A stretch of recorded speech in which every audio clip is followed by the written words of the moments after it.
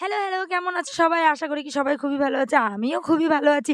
আজকে আমি তোমাদেরকে একটা রেসিপি দেখাচ্ছি। আশা করি কি সবাই খুবই পছন্দ করবে। এটা আমার রেসিপি না।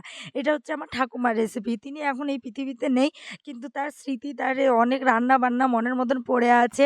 সেটার মধ্যে আজকে একটা আমি এটা আপনাদেরকে করে দেখাচ্ছি। এটা হচ্ছে ইলিশ মাছের লেজার ভর্তা। এই ইলিশ মাছটা অনেকদিন আগে আনা হয়েছিল। তার লেজাটা পড়েছিল। সেটাকেই আজকে আমি ভর্তা বানিয়ে নিলাম। প্রথমে ইলিশ মাছটাকে তেলের মধ্যে কড়কড়া করে ভেজে তার মধ্যে শুকনা লঙ্কা, কাঁচা লঙ্কা, রসুন, একটু কালো জিরা ওটাকে ভালো মতন ভেজে নিয়ে শিলপাটার মধ্যে তো বেটে খাওয়ার মজাটাই আলাদা, সেটা তো তোমরা সবাই জানো।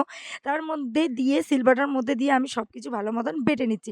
প্রথমে লঙ্কা, রসুন ভালো মতন কালো জিরা দিয়ে এটাকে বেটে নিলাম। বেটে নেওয়ার পরে তারপরে তার মাছটা দিয়ে ভালো মতন করে বেটে নিচ্ছি।